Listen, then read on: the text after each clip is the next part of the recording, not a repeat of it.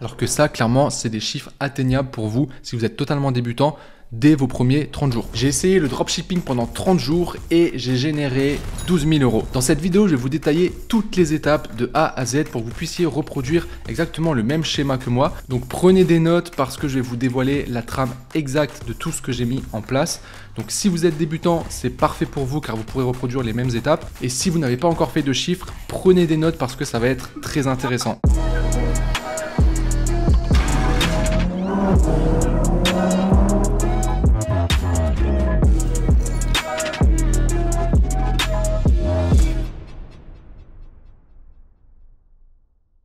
Salut à tous et bienvenue dans cette nouvelle vidéo. Comme d'habitude, je vais vous inviter à liker dès maintenant la vidéo. Je suis sûr que vous allez encore une fois l'apprécier.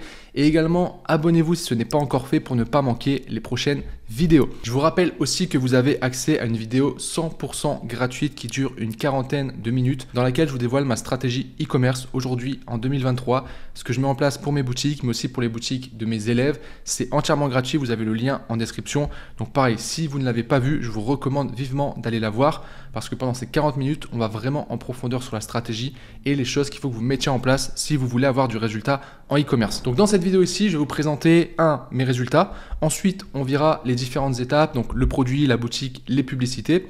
Ensuite, je vous partagerai ma stratégie publicitaire, notamment un élément qui a fait une différence énorme qui m'a permis de rendre cette boutique ultra stable et surtout passive. On en reparlera, mais aujourd'hui, je passe uniquement 10 minutes par jour pour gérer cette boutique.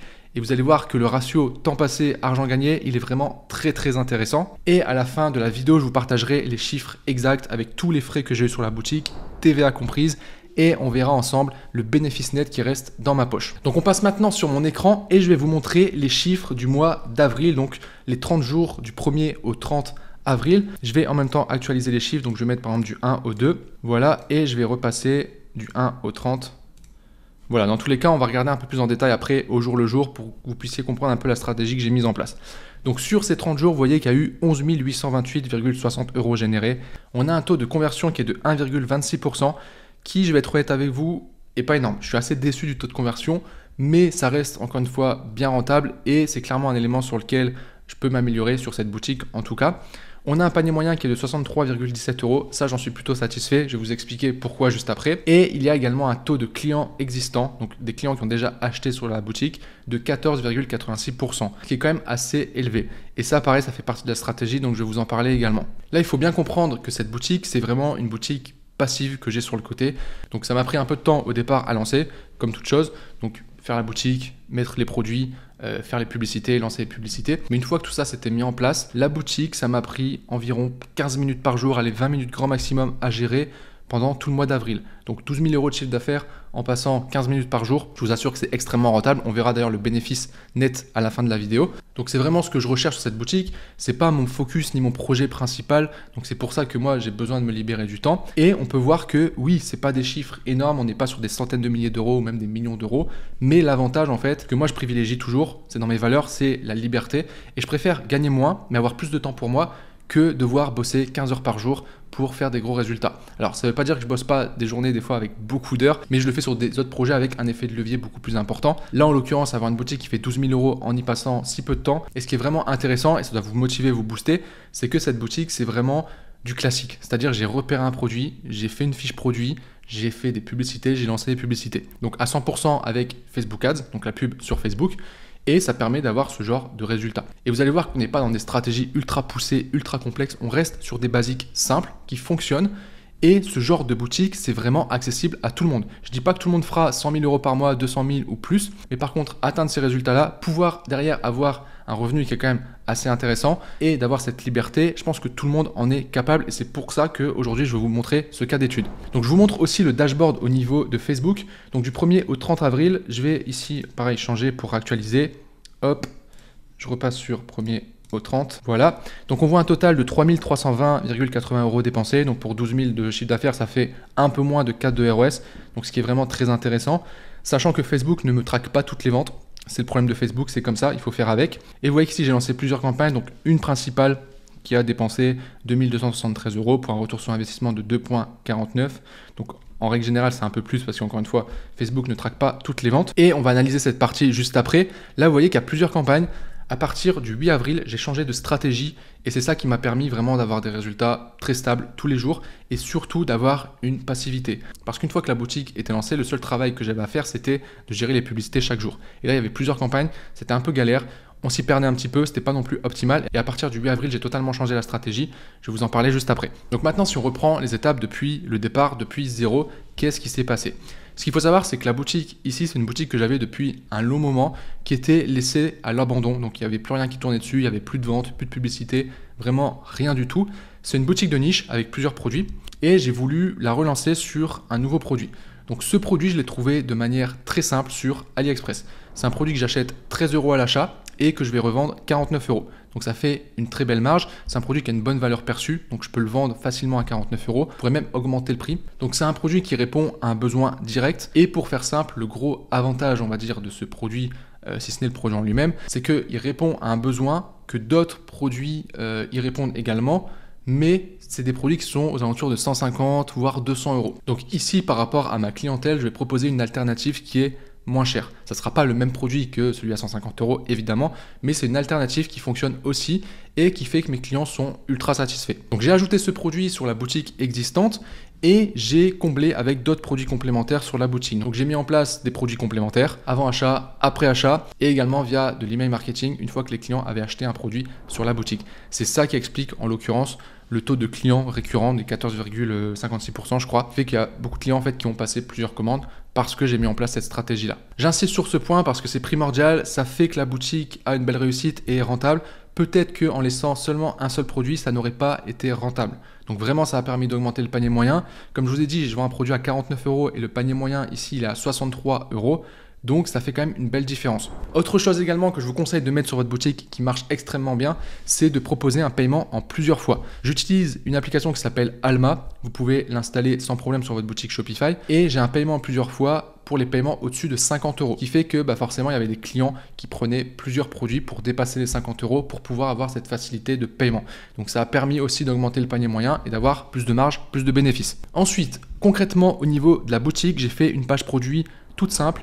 J'utilise le thème Prestige, donc un thème officiel Shopify. Les éléments qui font la différence selon moi, c'est j'ai mes propres photos, donc des photos faites personnellement, donc pas les photos du fournisseur ou encore pire des concurrents, vraiment des photos faites moi-même avec un smartphone, une bonne lumière, c'est largement suffisant, il n'y a pas besoin d'être un expert.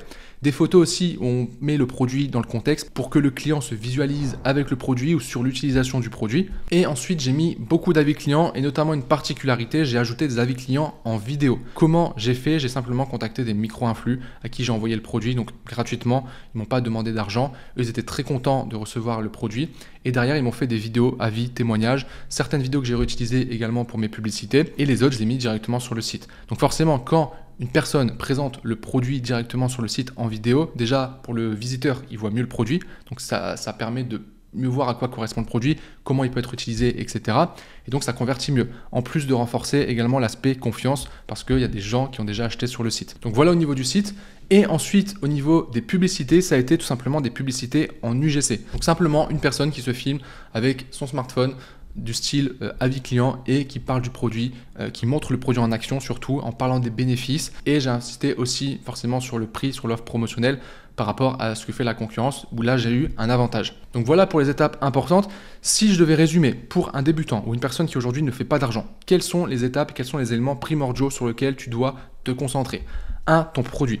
Cherche un produit qui répond à une demande. Quand je dis qu'il répond à une demande, c'est qu'il y a des gens qui ont besoin de ce produit. Et il y a déjà des gens qui achètent ce produit ou qui achètent une solution que apporte aussi ton produit. C'est ultra important. En faisant ça, tu limites tes chances d'échec avec le produit parce que tu sais qu'il y a déjà des gens qui achètent ce produit. Donc tu sais qu'il fonctionne. C'est juste toi, après, au niveau de ton marketing, à bien le mettre en avant pour que justement les gens achètent. Deuxième critère, il faut que tu aies une belle marge. Ça, c'est évident. Troisième critère, il faut que tu connaisses parfaitement ton client type. Qui est ton client type? Pourquoi il achèterait ton produit? C'est quoi son besoin profond? Qu'est-ce qu'il recherche avec ton produit? C'est important que tu connaisses ça parfaitement parce que quand tu vas devoir lui présenter ton produit, tu vas devoir utiliser les bons mots pour le convaincre d'acheter le produit tout simplement. Tu dois te plonger dans la tête de ton client. Pour faire ça, tu regardes les concurrents, tu regardes les contenus sur les réseaux sociaux par rapport à ta niche, ça peut être les vidéos YouTube également pour bien comprendre qui est ton client. Tu vas voir les produits sur Amazon, tu regardes les avis clients, mais prends vraiment le temps de le faire. Fais pas ça en 20 minutes. Prends le temps, c'est ultra important. Ensuite, une fois que tu connais bien ton client, tu vas décider quel angle marketing tu vas mettre en avant par rapport à ton produit. Là, moi, en l'occurrence, il y avait un fort effet au niveau du prix, mais il n'y a pas que ça. C'est-à-dire que le produit en lui-même plaît. Il y a des arguments, des fonctionnalités qui sont directement liées au produit qui font que mon client, il se dit « Waouh, c'est ce truc-là qu'il me faut ». Il a une demande, il a un besoin et je lui montre le produit en disant « Regarde, c'est ça qu'il te faut parce que ça permet de faire ça, ça, ça, ça et ça ». Et tout de suite, le client, il est intéressé. On rajoute à ça la promotion avec le prix beaucoup plus faible et là, il est ultra satisfait et il achète le produit. C'est aussi simple que ça. Ensuite, au niveau de ton site, on en a déjà parlé, fais un site simple, ne te casse pas trop la tête. Par contre, essaye d'avoir un contenu unique. Photos, vidéos, texte, essaie d'avoir des choses que les autres ne font pas. Typiquement, des avis clients en vidéo, je vois personne faire ça, pourtant c'est ultra puissant. Pourquoi les gens le font pas? Ils ont la flemme. Ils ont la flemme de se dire ouais, il faut que je trouve des gens, c'est compliqué, etc. Ils vont se trouver 1 milliard d'excuses, ils vont toujours voir les problèmes, au lieu de se bouger les fesses et de se dire littéralement ok, c'est compliqué, c'est chiant, c'est vrai, il faut trouver des gens, il faut demander, c'est galère, mais justement je le fais parce que c'est ça qui va faire que je vais faire le pas en plus que les autres ne vont pas faire et qui va me permettre à moi d'avoir des résultats et de me démarquer de la concurrence. Donc si vous voulez avoir des résultats, vous devez être prêt à faire différemment. Et donc une fois que votre boutique est prête, on passe à la phase publicitaire et là c'est pareil. D'où l'importance de connaître son client type, c'est que vous allez devoir faire des pubs qui ont un message directement adressé à votre client type par rapport à ce qu'il veut. Donc là, évidemment, il va falloir faire vos propres pubs. Ça va être très rarement pertinent de trouver des morceaux de contenu, de vidéos que vous allez trouver sur Internet pour faire un montage et ensuite lancer ça en pub. Ça ne sera pas assez ciblé. Le script ne sera pas assez précis et pertinent pour votre client, ce qui fait qu'il y a de fortes chances que vous ne soyez pas rentable. Donc ça passait à l'époque quand il y avait moins de concurrence, quand les gens avaient moins l'habitude. Aujourd'hui, il faut vraiment faire vos propres contenus. Et l'avantage de ça, c'est que quand vous le faites bien, vraiment, ça décuple vos résultats. Voilà, respectez ces ingrédients-là et je vous assure que ça marchera et que vous aurez du résultat. Maintenant, on va passer plus à la stratégie publicitaire. On va rentrer en détail dans les chiffres. Donc, je vais vous montrer. Ici, on va faire semaine par semaine. Donc, je vais mettre d'abord du 1 au 8 ici. Donc, sur la première semaine du mois, 3527 € de générés, un taux de conversion assez faible, mais un panier moyen qui était quand même beaucoup plus élevé. Vous voyez, 30% de clients existants. En fait, la séquence mail marchait super bien là-dessus. Donc, il y a un client sur 3 quasiment qui rachetait parce qu'il y avait une offre complémentaire. En fait, il y avait un produit acheté et s'il rachetait un produit derrière, ce produit, il l'avait à 50% en fait. Donc, c'est ça l'offre que j'ai mis en place par rapport à ça.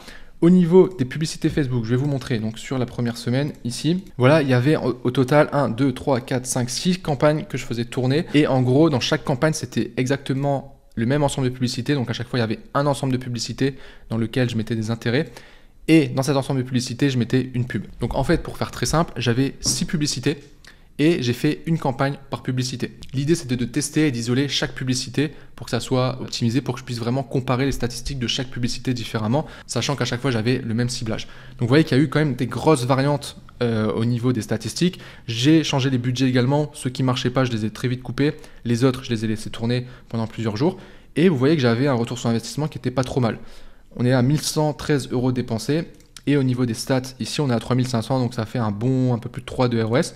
Donc c'était intéressant, sauf qu'en fait c'était très instable, très instable et je devais gérer chaque jour, couper, relancer, etc. Et je me suis dit c'est pas très pertinent, donc j'ai voulu changer de stratégie. Je vous montre la deuxième semaine, donc on va passer du 8 pardon, hop, au 15. Et là j'ai totalement changé de stratégie. Ce qu'il faut savoir, je vais vous montrer quand même, si je vous montre la journée du 8, pour que vous compreniez. Donc là, j'avais déjà coupé des pubs le 8. Alors, on va mettre le 7 plutôt. Le 7, j'avais des campagnes qui tournaient. Donc là, j'avais coupé ces campagnes-là qui ont dépensé que quelques euros parce que ce n'était plus rentable. Et j'ai les campagnes ici où j'ai dépensé 95 € qui n'étaient pas rentables. Il restait celle-ci qui était rentable. Et en fait, sur les derniers jours de la semaine, vraiment, j'avais perdu en rentabilité. Donc, je me suis dit, il faut que je change quelque chose. Donc, j'ai fait un changement à partir du 8 avril. Je vous montre. Hop. J'ai coupé toutes les campagnes et j'ai changé de stratégie. J'ai repris les pubs. J'en ai modifié certaines d'ailleurs. Et je les ai mises dans une seule campagne. Donc la campagne qui est ici, qui s'appelle Cold Achat, à 100 € par jour, donc 100 € de budget. On voit que sur la première journée, comme j'ai fait la modif le matin, il n'a pas tout dépensé, donc 66,62 €. 2,85 de ROS, donc c'était bien rentable. Et dans cette campagne, je vous montre, quand je clique à l'intérieur, on a toujours un ensemble de publicités avec les intérêts. Et cette fois-ci, j'ai regroupé toutes les pubs dans la même campagne. Et l'idée, en fait, c'est de donner le contrôle à Facebook. Je me rends compte de plus en plus, je le vois aussi sur d'autres boutiques, c'est vraiment ce qui marche le mieux. Pour les personnes qui se posent la question au niveau du budget, c'est du CBO, donc le budget au niveau de la campagne. Je crée une campagne, je la mets à 100 € par jour.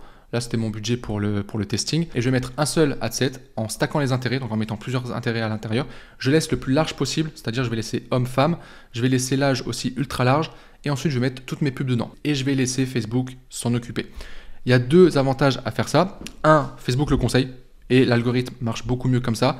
Il va pouvoir pousser certaines pubs certains jours, les descendre un peu, pousser une autre certains jours en fonction de là où ça vend le mieux. Il va aller chercher la conversion en fait sur la pub, là où c'est le plus intéressant, là où en gros où c'est le moins cher. Donc ça c'est la première raison. Et deuxième raison, ça se passe au niveau de l'optimisation. En fait, pour que votre campagne sorte de la phase d'apprentissage au niveau de Facebook, il vous faut 50 conversions par semaine. Donc en gros ici, 50 achats par semaine. Donc si je mets plusieurs campagnes, avec 100 euros splittés dans plusieurs campagnes, j'aurai jamais les 50 euros sur une campagne. Alors que là, le fait d'avoir une campagne, tout est regroupé et on sort plus vite de cette phase d'apprentissage, donc une meilleure optimisation et aussi une meilleure stabilité derrière. Donc si je vous montre les chiffres du coup maintenant, du 8 au 15, donc 700 euros dépensés, 2,78 de ROAS. Je vous montre les chiffres ici au niveau de Shopify, donc du 8 au 15. On a un taux de conversion qui a augmenté, 3854 euros, donc un peu plus de chiffres. Donc un panier moyen qui est toujours à 60,95 euros. Et littéralement, à partir du 8, je n'ai plus touché aux publicités. Je faisais juste un check chaque jour pour vérifier qu'il n'y avait pas de problème, etc. Il y a eu des jours un peu mieux que d'autres, des jours un peu moins bien. J'ai utilisé aussi l'email marketing, c'est-à-dire qu'il y a des jours où il y a eu des pics de vente parce que je faisais un email en fait sur toutes les personnes qui n'avaient pas acheté. Donc il y a les paniers abandonnés évidemment, mais en fait sur mon site, j'ai aussi mis une pop-up qui pop au bout d'une minute et qui donne un code promo. Et en fait, grâce à ça, je récupère des emails et forcément, dans les emails que je récupère, il y a des gens qui n'achètent pas. Et ensuite, je leur fais une séquence mail pour les inciter à acheter. Et il y a des jours où j'ai envoyé des emails comme ça marchait super bien, ça faisait des pics, je passais à 1000, je crois que j'ai fait un record à 1300 euros de vente, il faudrait que je vérifie ça. Mais en gros, c'était plutôt intéressant. Vous avez par exemple ici, donc c'est le 14 avril, j'étais à 1100 euros de vente, donc une très très bonne journée. Donc c'est ça aussi, quand vous avez une stratégie qui est stable comme ça sur le long terme, c'est important aussi de récupérer les emails, comme je vous l'ai dit, pour ensuite faire des ventes. Et ces emails-là, ils restent là. C'est-à-dire que si demain je relance des nouveaux produits, je vais pouvoir utiliser les emails que j'ai déjà eus, les clients existants, pour leur revendre des nouveaux produits. C'est là-dessus aussi que je vais faire beaucoup de bénéfices. Donc ensuite, si je vous montre du 15 au 22 avril, 1500 euros. Donc là, vous voyez que ça a pas mal chuté. À mon avis, ça c'était lié directement à la fin du mois. Donc vraiment des perfs qui étaient pas terribles. C'est-à-dire que j'ai eu des journées, j'ai eu peut-être 1 ou 2 journées en perte, il me semble. Et au niveau de Facebook, ça se voit, de toute façon, les statistiques étaient moins bonnes. Ce qu'il faut savoir, c'est que j'ai pas touché aux pubs, j'ai laissé tourner les mêmes publicités. Et ensuite, du 22, on va mettre jusqu'au 30 pour finir le mois, 911 euros dépensés. Et là, par contre, c'est remonté. Peut-être que des gens ont eu leur salaire en fin de mois et du coup, ils ont acheté à la fin du mois. Ça peut s'expliquer. Mais c'est important de faire un testing et de prendre du recul. Par exemple, là, sur le mois, j'ai eu vraiment 3 semaines qui étaient vraiment bonnes, une semaine pas terrible. Et si vous vous basez seulement sur la semaine où c'était pas terrible, j'aurais pu couper et me dire ça marche pas. Donc c'est bien de prendre du recul, je sais que ça fonctionne. C'est ça aussi l'importance de pouvoir stabiliser ses ventes. Avec la stratégie CBO, c'est très simple. Au moins, il n'y a pas 30 000 adsets à regarder, à couper, etc. Vous laissez tourner, vous laissez s'optimiser. Si évidemment, au bout d'un certain moment, je dirais au moins 7 jours, vous voyez que c'est pas rentable et que ça dure, il faudra rechanger les pubs, tester une autre stratégie. Mais globalement, quand ça fonctionne, vous voyez, il n'y a pas de raison de couper. Et sur la dernière semaine, vous voyez, 3600 euros générés. Donc vraiment, là, pour le coup, une très très bonne semaine. Et pour 911 euros de montant dépensé sur Facebook. Donc voilà au niveau de la stratégie Facebook, c'est vraiment ce que je vous conseille de faire aujourd'hui, même en testing une campagne CBO. Vous mettez un adset avec les intérêts et vous mettez vos pubs que vous avez envie de tester. Au niveau du nombre de pubs, je dirais au minimum entre 3 à 6 publicités. Au-dessus, ça commence à faire beaucoup, sauf si vous avez vraiment un gros budget. Mais on va dire que pour un budget entre 50 et 100 euros par jour pour votre testing, entre 3 à 6 publicités, c'est très bien. Maintenant, on va voir en détail les chiffres et surtout le bénéfice net qui m'est resté sur ce mois d'avril. Donc voici mon tableau comptable pour cette boutique. J'aime bien faire un tracking au jour le jour, donc voilà comment je fonctionne. Je vais mettre le jour ici, le nombre de commandes, le chiffre d'affaires de la journée, le coût produit, le coût en pub, donc le ROS qui est calculé automatiquement, le bénéfice brut, la TVA, le bénéfice net, les frais environ et le bénéfice net après les frais. Donc vous voyez qu'en fait, tous les jours en vert ici, c'est des jours où j'étais rentable. Donc il y a eu des jours où, vous le voyez, le 1er avril, 3,88 euros de bénéfice, ce qui est pas terrible. Ici, 128 euros. Il y a eu au total 1, 2, 3, 4, 5, 6 jours non rentables sur le mois. Donc honnêtement, ça va si on prend au global. Et il y a eu des journées où il y a eu des très bons retours sur investissement. Ici, notamment la journée du 4, 1100 euros de vente, 325 euros de bénéfice net. Il y a eu la journée aussi ici du vendredi 14, donc 466 euros de bénéfice net. Ici, il y a eu des journées à 250, 111, etc., etc. Vous voyez que ça se lisse en fait. En termes de stabilité, ce qui est intéressant, c'est que je sais qu'il Il y a des jours voilà, où c'est vraiment pas terrible. Ici, vous voyez 4 euros de bénéfice, 9 euros, 27, 25. Mais en fait, je sais que ça se rattrape. Ici, 111, 254, 64, 79, 153, 159. Donc c'est ça, vous n'aurez jamais des résultats où vous allez faire 100 euros de bénéfice tous les jours, tout le temps. Il y aura toujours des jours plus hauts, des jours plus bas. C'est normal, il ne faut pas paniquer et ne pas couper ses pubs. Là, j'aurais pu couper mes pubs au bout du 3e jour en me disant ouais, c'est pas rentable. Mais comme j'avais été rentable avant, je me suis dit non, on va laisser tourner, on va laisser le temps à l'algo aussi de s'optimiser. Et j'ai bien fait. Maintenant, vous allez vous poser la question, pourquoi tu n'as pas scalé? Tu as laissé la campagne tourner à 100 euros par jour, pourquoi j'ai pas poussé plus? Pour une question de logistique. Là, ce qu'il faut savoir, c'est vrai que je ne l'ai pas spécifié, j'étais en full dropshipping AliExpress. Et forcément, donc une expérience client qui n'est pas au top, au niveau de la livraison, au niveau du packaging, ça ne m'a pas empêché de vendre, ça ne m'a pas empêché non plus d'avoir des bons avis clients, mais je ne voulais pas scaler avant d'avoir du stock. Donc là, en fait, j'ai mis du stock en route, sauf que mon agent, il a pris un peu de temps. Donc en fait, sur le mois d'avril, je n'ai pas encore reçu le stock, je l'ai reçu là seulement mi-mai. Donc, je n'ai pas pu vraiment scaler. Je vais commencer à le faire, je pense, sur le mois de mai. Donc, simplement augmenter les budgets publicitaires. Je ne vais pas le faire non plus comme une brute. Mon but, c'est toujours d'avoir une boutique qui soit stable, qui ait un revenu sûr et surtout qui ne me prenne pas trop de temps. C'est le cas en ce moment. Donc, on va laisser comme ça. Au niveau des chiffres et des frais, donc on est sur un chiffre d'affaires, je ne sais pas si on le voit bien sur l'écran, de 11 828,60 euros. Les coûts produits, ça m'a coûté 3 412,71 euros. Tout ce qui est frais, Stripe, Alma, en gros c'est toutes les colonnes ici, Klaviyo aussi pour l'email marketing, SMS Bump pour les relances SMS, ça m'a coûté 798,01 euros, 3319,60 euros de publicité, la TVA 1971,43, ce qui fait un total de charges de 9500 euros et le résultat, hop, je vais vous l'afficher, 2326,85 euros net. Net de chez net, d'accord, il n'y a plus de frais, il n'y a plus rien à enlever à ça, c'est vraiment le bénéfice net qui est dans ma poche. Donc pour un business qui m'a pris, allez, peut-être une journée à mettre en place et ensuite une gestion de 15 à 20 minutes par jour, c'est plutôt intéressant comme ratio. C'est des chiffres qui sont largement atteignables à tout le monde. J'aurais pu vous montrer des montants beaucoup plus gros comme je l'ai fait sur ma chaîne YouTube, mais des montants comme ça demande beaucoup plus de travail, plus d'expérience aussi. C'est pas des chiffres que vous allez atteindre tout de suite, alors que ça, clairement, c'est des chiffres atteignables pour vous si vous êtes totalement débutant dès vos premiers 30 jours. Donc on arrive maintenant au terme de cette vidéo. Comme je vous l'ai dit, si vous voulez avoir plus d'informations sur ma stratégie, où je vais un peu plus en profondeur, vous avez une vidéo qui est disponible dans la description. Ça va être le premier lien. Donc c'est 100% gratuit, ça ne vous engage à rien. Je vous invite vraiment à aller la voir si vous ne l'avez pas encore vue. Si cette vidéo vous a plu et que ce n'est pas encore fait, n'oubliez pas le petit like. Et sur ce, je vous souhaite une très bonne journée et je vous dis à très bientôt. Ciao!